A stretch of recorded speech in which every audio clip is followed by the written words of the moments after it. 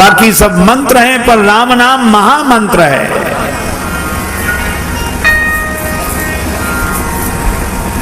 मैं आपसे यह पूछ रहा हूं कि शंकर जी जिस महामंत्र का जप करते हैं, तो ये राम वही है, दशरथ जी के पुत्र राम जी हैं? मुझे तो नहीं लगता कि ऐसा हो। इनका नाम क्यों लेंगे शंकर जी? एक राम अवधेश कुमारा, एक राम अवधेश कुमारा, तिनकर चरित विदित संसारा। ओ तिनकर चरित विदित संसारा।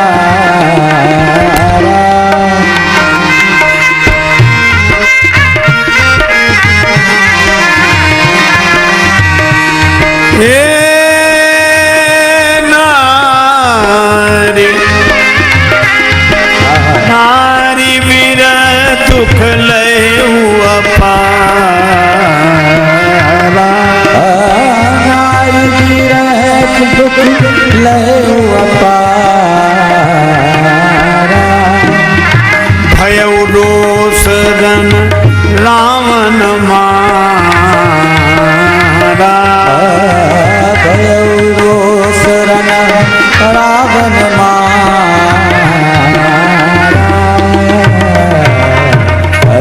एक तो राम जी महाराज दशरथ के पुत्र हैं,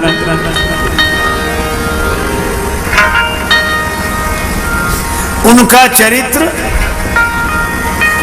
सारा संसार जानता है। उनके चरित्र में कोई खास बात नहीं दिखती, राग और रोष, प्रिया से राग, और इसलिए प्रिया का हरण करने वाले रावण पर रोष। यही दो दोष हमें दिखते हैं। क्या इन्हीं का नाम शंकर जी लेते हैं? हम गुरुदेव आपसे इसलिए पूछ रहे हैं कि होय न विमल विवेक और गुरु सन किए दुराव। गुरु से कपट करने पर ज्ञान नहीं होता।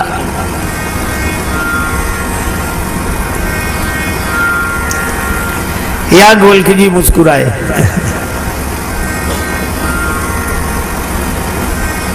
एक बार एक सज्जन हमसे कहने लगे कि श्री कबीरदास जी ने तो कहा एक राम दशरथ का बेटा, एक राम घट घट में बैठा, एक राम का सकल पसारा, एक राम सब जग से न्यारा। तो महाराज कितने राम हैं? चार तो यही हो गए। हमने कहा कि संत की वाणी समझो। उन्होंने चार कहा ही नहीं, एक ही कहा, एक राम दशरथ का बेटा एक। हाँ, तो हमने कहा अगर इसको ऐसे कह देते कि वही राम दशरथ का बेटा, वही राम घट घट में बैठा, उसी राम का सकल पसारा, वही राम सब जग से न्यारा।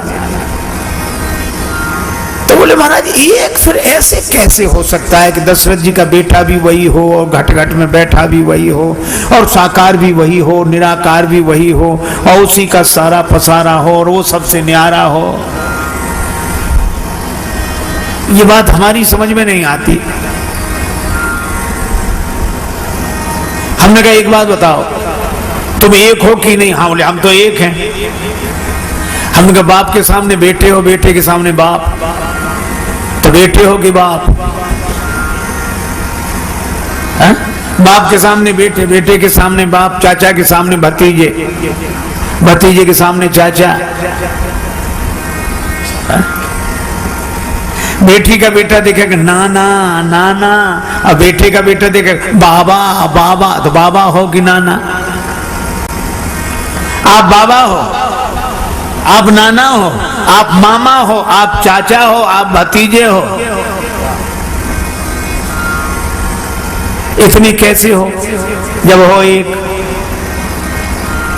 तो अलग अलग दृष्टि से, अलग अलग संबंध से आपके अलग अलग रूप हैं। इसी तरह वह एक ही है। और भाव की दृष्टि से दशरथ नंदन है, ज्ञान की दृष्टि से घट घट में बैठा है। पर भरद्वाज जी कह रहे हैं कि नहीं, हमें तो समझ में नहीं आता, वही राम वही कैसे।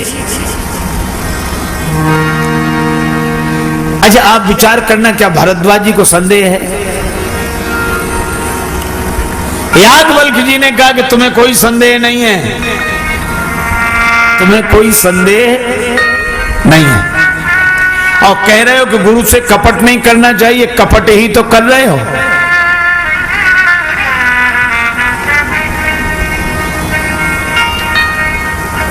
तुम्हारे मन में संदेह नहीं है, लेकिन जिन लोगों को यह संदेह है उनकी तरफ से तुम यह प्रश्न कर रहे हो।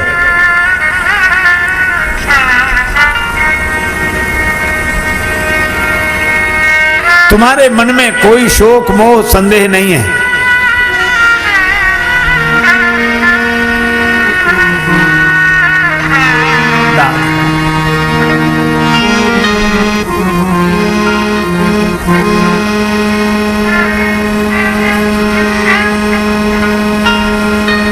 चतुराई तुम्हारी मैं जानी,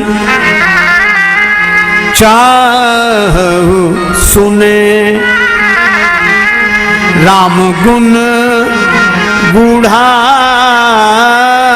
चाहू सुने राम गुण गूढ़ा, चाहू सुने राम गुण गूढ़ा, चाहू सुने राम गुण गूढ़ा, चाहू सुने।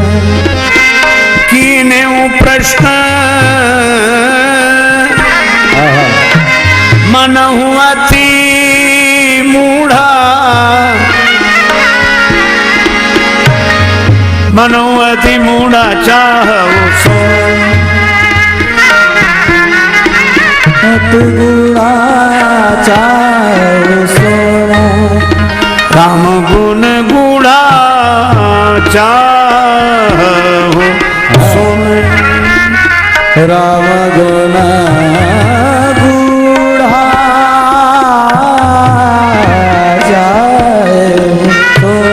चाहू सुने राम गुण गूढ़ा, चाहू सुने, चाहू सुने, चाहू सुने, चाहू सुने। राम जी के गुण सुनना चाहते और प्रश्न ऐसे किया जैसे कोई ना समझ करे।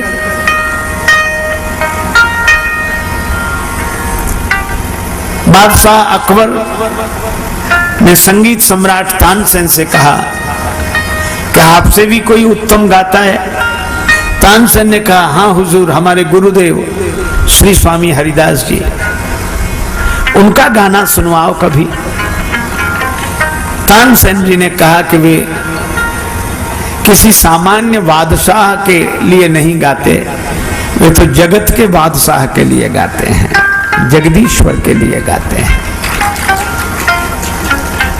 तब मुझे तो गाना सुनना है, छद्म वेश धारण करके चलो। बादशाह छद्म वेश धारण करके गया तानसेन जी साथ। अब स्वामी जी से कौन कहे कि गायन सुना, तो तानसेन जी ने एक राग को गलत ढंग से गाना शुरू किया। तो स्वामी जी ने कहा, ये राग ऐसे तो नहीं है, गलत गा रहे हैं। गुरुदेव, मुझे तो ऐसे ही पता था, आप बताओ। तो ऐसा नहीं कि तानसेन जी को पता नहीं था, वो तो गलत इसलिए गा रहे थे ताकि गुरुदेव से गाना सुनने को मिल जाए। और जो गुरु जी ने गाया, आहा हा हा, तानसेन भाव विह्वल हो गए। बादशाह अकबर ने कहा, वाह वाह वाह वाह निकल गया। और तो स्वामी जी ने गाना बंद किया, ये कौन, पता लग गया। तो तानसेन जी अगर गलत न गाते तो स्वामी जी का मधुर गायन कैसे सुनने को मिलता। और इसी तरह भरद्वाज जी अगर कोई प्रश्न न करते तो याज्ञवल्क्य जी के मुख से यह भगवत कथा कैसे प्रकट होती। देखो, अब कुछ पाने के लिए ना समझ भी हो जाओ तो कोई बात नहीं, और मुझे लगता है कि कोई ना समझ होकर भी अमृत रस का पान कर ले तो उस जैसा कोई बड़भागी नहीं। और ऐसी समझदारी या ना हो समझदारी तो भी जबरदस्ती समझदारी का प्रदर्शन किस काम का, ताकि हम श्री राम कथा के अमृत से वंचित हो जाएं।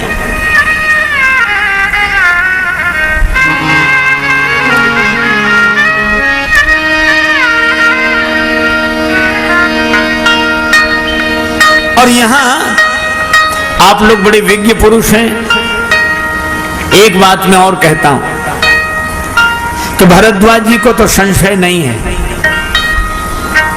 पर सती माता को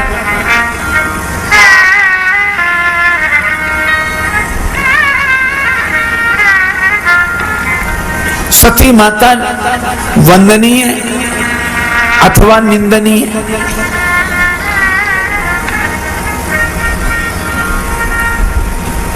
एक महापुरुष ने बहुत अच्छी व्याख्या करते हुए कहा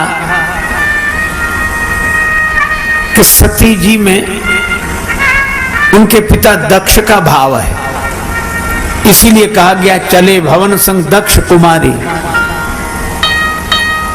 और इसीलिए उन्होंने भगवत कथा नहीं सुनी, क्योंकि दक्ष कुमारी। चतुर लोग नहीं सुनते।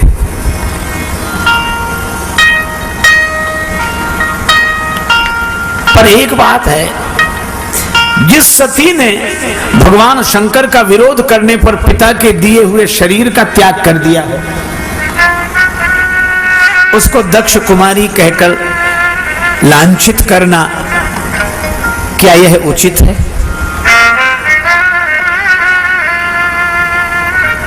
पर व्याख्या बड़ी अच्छी है। तो एक दूसरे महापुरुष का भाव सुना। उन्होंने कहा कि नहीं नहीं, सती जी वंदनीय है। हमने कहा कैसे? का सती जी दक्ष कुमारी हैं, इसलिए शिव जी की बात नहीं मान रही? ऐसी बात नहीं है। वो इसलिए नहीं मान रही हैं क्योंकि वो सती हैं, और सती पति को ही परमेश्वर मानती है। वो पति के कहने पर भी किसी और को परमेश्वर मानने के लिए तैयार नहीं है। ये सती माता है। ये सुनकर तो अवाक रह गए।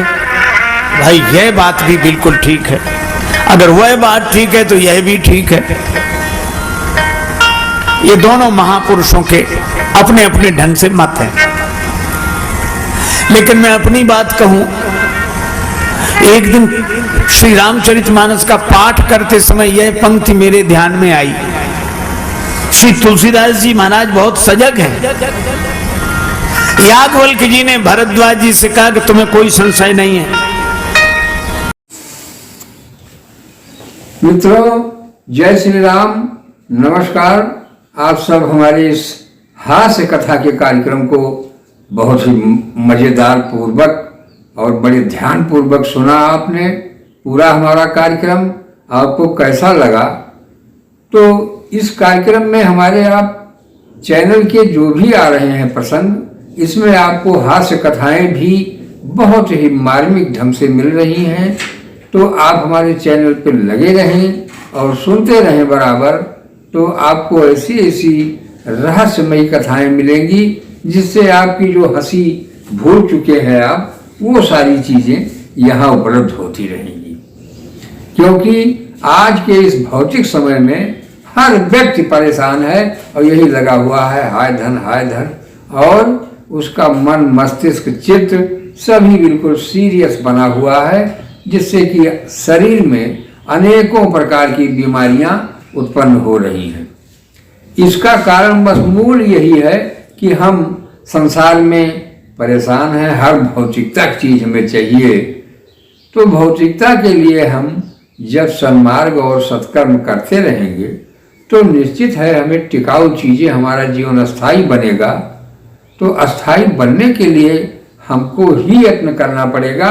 ईश्वर या भगवान वो सब नहीं ऐसा कर पाएंगे कि आपको सब देते रहें, आपके मुंह में खिला भी दें, क्योंकि बनाना खाना हमको ही पड़ रहा है। तो किताबी ज्ञान लेना है, पढ़ना है, अनुभव करना है, परीक्षाएं देना है। तब पास होकर के कहीं जाके हम सर्विस पाते हैं, नौकरी पाते हैं, और तभी हमारा जीवन एक कल्याण मार्ग की तरफ चलता है। किंतु हम वहाँ पहुँचने के बाद हमें धर्म नहीं भूल जाना चाहिए, परोपकार की भावनाएं, छल। तो साथियों, जब तक हम परोपकार, धर्म, इन सब मार्गों पे नहीं चलेंगे, तब तक हमारा कल्याण का मार्ग नहीं प्रशस्त होता है।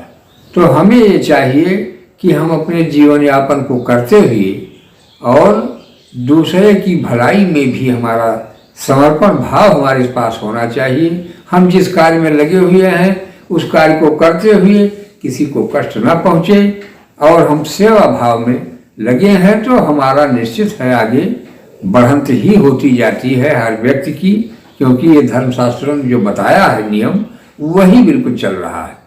हमें आपको अपनी तरफ से कुछ भी, कहीं भी कोई भी गलती न होने पावे, यह विचार भाव में हमेशा रहना चाहिए और अपनी बुरी आदतों को हमें छोड़ते हुए सत्कर्म के मार्ग पर चलना चाहिए। साथियों, तो आपको ये हमारा कार्यक्रम कैसा लगा आप लोग हमें कमेंट के माध्यम से जरूर बताएं, और यदि हमारे चैनल पर नए हो तो आप हमारे चैनल को लाइक, सब्सक्राइब, शेयर कर लें, जिससे कि आपको बहुत ही महत्वपूर्ण जीवन की रहस्यमयी बातें मिलती रहें। और जो भी त्रुटियां होंगी क्षमा करेंगे दोस्त। धन्यवाद।